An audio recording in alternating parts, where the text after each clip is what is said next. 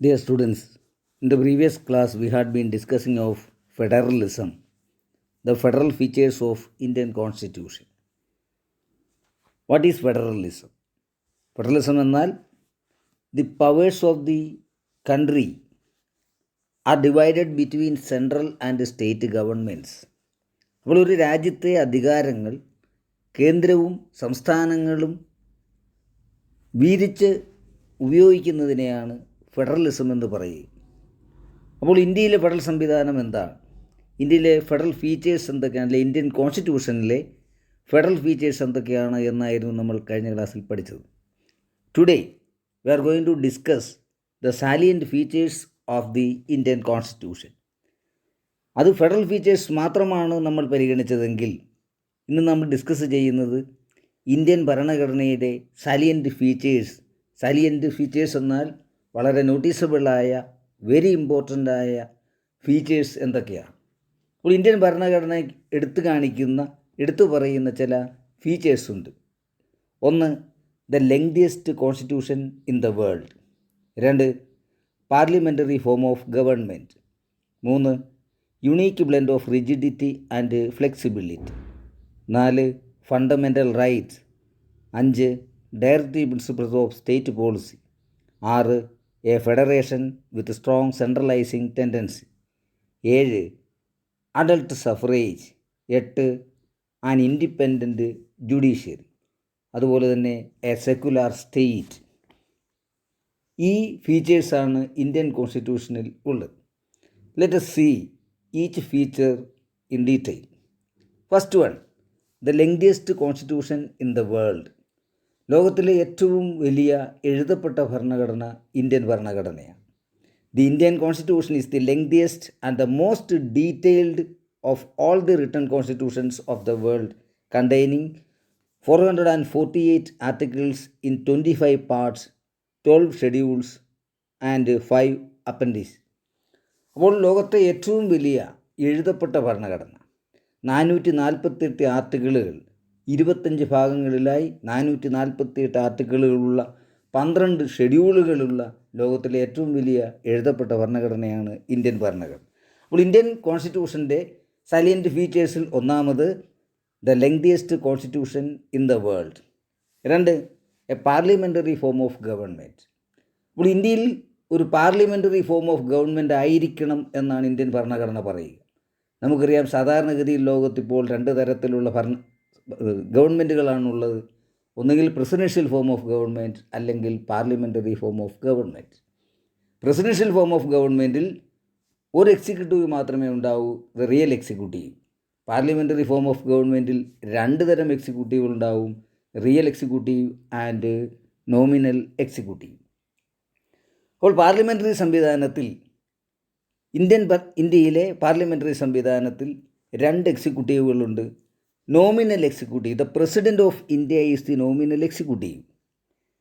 The parliament, the union cabinet is the real executive.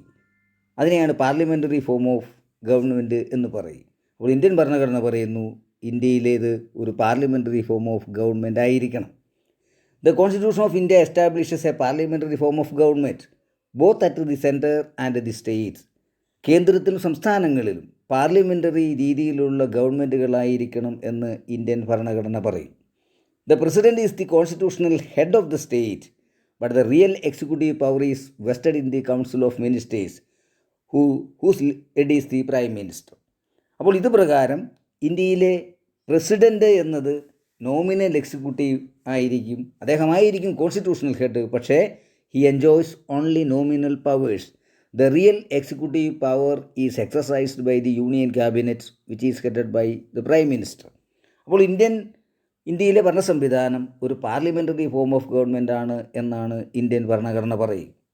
മൂന്നാമത്തെ feature, unique blend of rigidity and flexibility.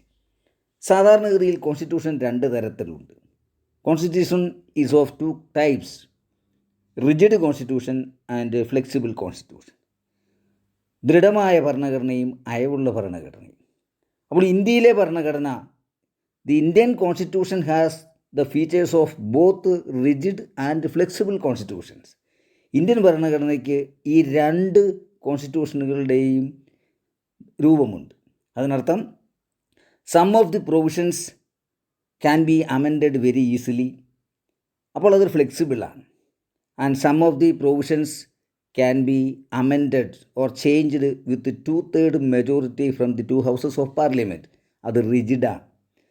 അപ്പോൾ വളരെ പെട്ടെന്ന് മാറ്റാൻ കഴിയുന്നതും വളരെ സങ്കീർണമായ പ്രൊസീജിയറിലൂടെ മാത്രം മാറ്റാൻ കഴിയുന്നതുമായ പ്രൊവിഷനുകൾ ഇന്ത്യൻ ഭരണഘടനയിലുള്ളതിനാൽ ഇന്ത്യൻ ഭരണഘടന ഒരു unique blend of rigid and flexible constitution ആണ് എന്ന് പറയപ്പെടും. മറ്റൊന്ന് ഫണ്ടമെൻ്റൽ റൈറ്റ്സ്. നമുക്കറിയാം, ഇന്ത്യൻ ഭരണഘടന ഇന്ത്യയിലെ പൗരന്മാർക്ക് 6 മൗലികാവകാശങ്ങൾ ഉറപ്പു നൽകുന്നു. Articles 12 to 35 of Indian Constitution deal with the fundamental rights that we had seen in the previous classes. അപ്പോൾ ഫണ്ടമെൻ്റൽ റൈറ്റ്സ്, അപ്പോൾ ജനങ്ങളുടെ അല്ലെങ്കിൽ പൗരന്മാരുടെ അവകാശം ഉറപ്പുവരുത്തുവാൻ ഇന്ത്യൻ ഭരണഘടന ഉറപ്പു നൽകുന്ന ഒന്നാണ് ഫണ്ടമെൻ്റൽ റൈറ്റ്സ്. ഇന്ത്യൻ ഭരണഘടനയിലെ പാർട്ട് 3 ഇത് ഉൾപ്പെടുത്തിയിരിക്കുക. മറ്റൊന്ന് directive principles of state policy, അതായത് ഭരണകൂടം എങ്ങനെയാണ് പെരുമാറേണ്ടത് എന്ന നിർദ്ദേശക തത്വങ്ങൾ ആണ് directive principles of state policy അഥവാ DPSP. The Directive Principles of State Policy contained in Part 4 of the Constitution set out the aims and objectives to be taken by the states in the governance of the country. ഭരണകൂടങ്ങൾ ഭരിക്കുമ്പോൾ ഏത് രീതിയിലായിരിക്കണം പ്രവർത്തിക്കേണ്ടത്, ഏതൊക്കെ ലക്ഷ്യത്തിന് വേണ്ടിയിട്ടായിരിക്കണം പ്രവർത്തിക്കേണ്ടത് എന്ന് നിർദ്ദേശിക്കുന്ന നിർദ്ദേശക തത്വങ്ങളാണ് ഇന്ത്യൻ ഭരണഘടനയിലെ 4-ാം ഭാഗത്തിൽ ഉൾപ്പെടുത്തിയിരിക്കുന്ന directive principles of state policy. മറ്റൊന്ന് federation with strong centralizing tendency. നമ്മൾ കണ്ടു ഫെഡറലിസം. അപ്പോൾ ഒരു രാജ്യത്തെ അധികാരം കേന്ദ്ര സർക്കാരും സംസ്ഥാന സർക്കാരുകളും വീതിച്ചെടുക്കുന്ന കൈകാര്യം ചെയ്യുന്ന സംവിധാനത്തിനെയാണ് ഫെഡറേഷൻ എന്ന് പറയുക. അപ്പോൾ ഇന്ത്യൻ ഭരണഘടനയെ ഒരു ഫെഡറൽ സ്റ്റേറ്റിനാണ് വിഭാവനം ചെയ്യുക. പക്ഷേ എ സ്ട്രോങ് സെൻട്രലൈസിങ് ടെൻഡൻസി, ശക്തമായ കേന്ദ്ര സർക്കാരോട് കൂടിയ കേന്ദ്രവും സംസ്ഥാനങ്ങളും ഒരുമിച്ച് അധികാരം കൈകാര്യം ചെയ്യുന്ന ഒരു ഭരണ സംവിധാനത്തിനാണ് ഇന്ത്യൻ ഭരണഘടന നിർദ്ദേശം നൽകിയിരിക്കുന്നത്. The most remarkable feature of Indian constitution is that being A federal constitution it acquires A unitary character during the time of emergency. അപ്പോൾ ശരിക്കും ഫെഡറൽ സംവിധാനത്തോടൊപ്പം തന്നെ അടിയന്തര ഘട്ടങ്ങളിൽ ഒരു യൂണിറ്ററി ഫോം ഓഫ് ഗവൺമെൻറ്റിൻ്റെ സ്വഭാവം കൂടി ഇന്ത്യൻ ഭരണഘടന നൽകുന്നു. അപ്പോൾ യൂണിറ്ററി ഫോം ഓഫ് ഗവൺമെൻറ് എന്ന് പറയുമ്പോൾ എല്ലാ അധികാരങ്ങളും കേന്ദ്ര സർക്കാരിൽ നിക്ഷിപ്തമാക്കപ്പെടുക. ഫെഡറൽ സംവിധാനം എന്നാൽ രാജ്യത്തിൻ്റെ അധികാരം കേന്ദ്രവും സംസ്ഥാനങ്ങളും ഒരുമിച്ച് കൈകാര്യം ചെയ്യുക എന്നതാണ്. അപ്പോൾ അടിയന്തര ഘട്ടത്തിൽ ഒരു യൂണിറ്ററി ഫോം ഓഫ് ഗവൺമെൻറ്റിൻ്റെ ക്യാരക്ടർ കൂടി ഉൾപ്പെടുത്തിക്കൊണ്ടുള്ള ഒരു ഭരണ സംവിധാനമാണ് ഇന്ത്യൻ ഭരണഘടന വിഭാവനം ചെയ്യുക. അതുകൊണ്ടാണ് a federation with strong centralizing tendency എന്ന് പറയും. മറ്റൊന്ന് അഡൾട്ട് സഫറേജ്, പ്രായപൂർത്തി വോട്ടവകാശം. The old system of communal electorate has been abolished and the uniform adult suffrage system has been adopted.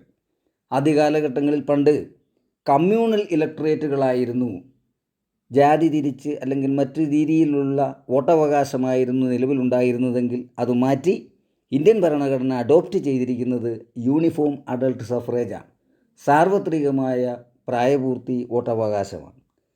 Under the Indian Constitution, every man and woman above 18 years of age has been given the right to elect representatives for the legislature. അപ്പോൾ ഇന്ത്യയിലെ നിയമനിർമ്മാണ സഭകളിലേക്ക്, അത് കേന്ദ്രത്തിലെ നിയമനിർമ്മാണ സഭയായിക്കോട്ടെ സംസ്ഥാനങ്ങളിലെ നിയമനിർമ്മാണ സഭയായിക്കോട്ടെ, ഈ നിയമനിർമ്മാണ സഭകളിലേക്കുള്ള പ്രതിനിധികളെ തിരഞ്ഞെടുക്കുന്നത് പ്രായപൂർത്തി വോട്ടവകാശത്തിൻ്റെ അടിസ്ഥാനത്തിലായിരിക്കണം. കമ്മ്യൂണൽ ഇലക്ടറേറ്റ് അല്ല, മറിച്ച് യൂണിഫോം അഡൾട്ട് സഫറേജ് ആയിരിക്കണം. അപ്പോൾ 18 വയസ്സ് പൂർത്തിയായ ഏതൊരു സ്ത്രീക്കും പുരുഷനും ഏതൊരു ഇന്ത്യൻ പൗരനും പ്രായപൂർത്തി വോട്ടവകാശം ഉറപ്പു നൽകുകയാണ് ഇന്ത്യൻ ഭരണഘടന. ഇന്ത്യൻ ഭരണഘടനയുടെ മറ്റൊരു ഫീച്ചറാണ് അഡൾട്ട് സഫറേജ്. മറ്റൊന്ന് ആൻ ഇൻഡിപെൻഡൻറ്റ് ജുഡീഷ്യറി. നമ്മൾ കണ്ടിരുന്നു, ജനാധിപത്യത്തിൻ്റെ വിജയത്തിന് there should be an independent and impartial judiciary. Judiciary is considered as the guardian of constitution, guardian of the fundamental rights. So judiciary should be independent.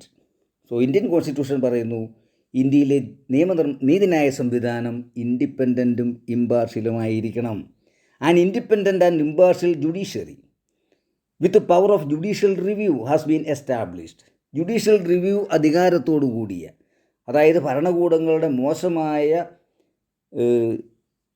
ലെജിസ്ലേഷനുകളെ, നിയമനിർമ്മാണങ്ങൾക്ക് തടയിടുവാൻ, അത് ഭരണഘടനാ വിരുദ്ധമാണെങ്കിൽ അതിനെ റദ്ദ് ചെയ്യാനുള്ള അധികാരമുള്ള ജുഡീഷ്യൽ റിവ്യൂ അധികാരത്തോടുകൂടി ഒരു സ്വതന്ത്രമായ പക്ഷപാതരഹിതമായ ഒരു നീതിന്യായ സംവിധാനമാണ് ഇന്ത്യൻ കോൺസ്റ്റിറ്റ്യൂഷൻ വിഭാവനം ചെയ്യുന്നത്. Besides, in a federal constitution it plays another significant role of determining the limits of power of the central and state. നമ്മൾ കണ്ടു ഇന്ത്യയിലെ ഒരു ഫെഡറൽ സംവിധാനമാണ്. ദെൻ അവൾ ഫെഡറൽ സംവിധാനത്തിൽ രാജ്യത്തിൻ്റെ അധികാരം കേന്ദ്ര സർക്കാരും സംസ്ഥാന സർക്കാരുകളും പങ്കിട്ടെടുക്കുകയാണ്. Then there are chances for conflicts between central and state governments regarding the exercise of power. അധികാര വിനിയോഗത്തെ സംബന്ധിച്ച് ചിലപ്പോൾ തർക്കങ്ങൾ ഉണ്ടായെന്ന് വരാം കേന്ദ്രവും സംസ്ഥാനങ്ങളും. Then it is the duty of the judiciary to settle down. അപ്പോൾ ഇത് സെറ്റിൽ ചെയ്യുന്നത്, ആ തർക്കത്തിന് പരിഹാരം കാണുന്നത് നീതിന്യായ സംവിധാനമാണ്. അപ്പോൾ അവിടെ ഒരു സ്വതന്ത്രമായ പക്ഷപാതരഹിതമായ ഒരു നീതിന്യായ സംവിധാനം അനിവാര്യമാണ്. So an independent judicial system. നമുക്കറിയാം ഇന്ത്യയിലെ അധികാരം എങ്ങനെയാണ് വിനിയോഗിക്കേണ്ടത് എന്ന്, സംസ്ഥാനങ്ങളുടെ അധികാരങ്ങൾ എന്തൊക്കെ, കേന്ദ്രത്തിൻ്റെ അധികാരങ്ങൾ എന്തൊക്കെയെന്ന് കൃത്യമായി it is clearly written down in the constitution. There are 3 list: union list, state list, concurrent list. That will be discussed later. അപ്പോൾ അതനുസരിച്ച് to settle down the disputes it is the duty of judiciary. So an independent judiciary is another feature of Indian constitution. മറ്റൊന്ന്, a secular state, ഒരു മതേതര രാഷ്ട്രം. A secular state has no religion of its own as recognised religion of state. രാഷ്ട്രത്തിന് സ്വന്തമായ ഒരു മതമില്ല, രാജ്യത്തിൻ്റേതായ ഒരു മതത്തെ റെക്കഗ്നൈസ് ചെയ്തിട്ടില്ല. അതിനെയാണ് സെക്കുലാർ സ്റ്റേറ്റ് എന്ന് പറയുക. അപ്പോൾ അതിനർത്ഥം it treats all religions equally. എല്ലാ മതങ്ങളോടും ഒരേ മനോഭാവമായിരിക്കും രാഷ്ട്രം പുലർത്തുക. Articles 25 to 28 of the Indian constitution fundamental റൈറ്റ്സിൽപ്പെട്ടതാണ്. Articles 25 to 28 of the Indian constitution give concrete shape to this concept of secularism. അപ്പോൾ ഫണ്ടമെൻ്റൽ റൈറ്റ്സിൽ ഉൾപ്പെടുത്തിയിട്ട് തന്നെ ഇന്ത്യ ഒരു മതേതര രാഷ്ട്രമാണെന്ന് വളരെ കൃത്യമായി നിർവചിച്ചിരിക്കുന്നു ഇന്ത്യൻ ഭരണഘടന. It guarantees to every person the freedom of conscience and the right to profess, practise and propagate religion. അപ്പോൾ ഇന്ത്യയിലെ ഏതൊരു പൗരനും ഇഷ്ടമുള്ള മതത്തിൽ വിശ്വസിക്കുവാനും അതിനെ പ്രചരിപ്പിക്കുവാനും അത് പ്രാക്ടീസ് ചെയ്യുവാനും ആരാധിക്കുവാനും എല്ലാമുള്ള അധികാരം, അവകാശം ഉറപ്പുവരുത്തുകയാണ് ഇന്ത്യൻ ഭരണഘടന. അതും ഇന്ത്യൻ ഭരണഘടനയുടെ ഒരു ഫീച്ചറാണ്. In a secular state the state only regulate the relationship between man and man. ഒരു മതേതര രാഷ്ട്രത്തിൽ മതത്തിൻ്റെ അടിസ്ഥാനത്തിലല്ല രാഷ്ട്രം ജനങ്ങളെ അല്ലെങ്കിൽ പൗരന്മാരെ കൈകാര്യം ചെയ്യുക. അത് മനുഷ്യനും എന്ന ആ ഒരു ബന്ധം മാത്രമായിരിക്കും. അപ്പോൾ രാജ്യത്തിന് സ്വന്തമായ ഒരു മതമില്ലാതെ എല്ലാ മതത്തോടും തുല്യമായ മനോഭാവം വെച്ച് പുലർത്തുന്ന ഒരു സംവിധാനമാണ് ഒരു സെക്കുലാർ സ്റ്റേറ്റ്. ഇന്ത്യൻ ഭരണഘടന പറയുന്നു ഇന്ത്യ ഒരു സെക്കുലാർ സ്റ്റേറ്റാണ്. അങ്ങനെ നിരവധി ഫീച്ചറുകൾ ഇന്ത്യൻ ഭരണഘടനയ്ക്ക് പ്രത്യേകമായിട്ടുണ്ട്. നമ്മൾ കണ്ടു, ഒന്ന്, the lengthiest constitution in the world, parliamentary form of government, unique blend of rigidity and flexibility, fundamental rights, directive principles of state policy, a federation with a strong centralizing tendency, adult suffrage, independent judiciary, secular state. ഇങ്ങനെ പ്രമുഖമായിട്ടുള്ള പല ഫീച്ചറുകളും important ഫീച്ചേഴ്സുള്ള ലോകത്തിലെ ഏറ്റവും വലിയ എഴുതപ്പെട്ട ഭരണഘടനയാണ് Indian constitution.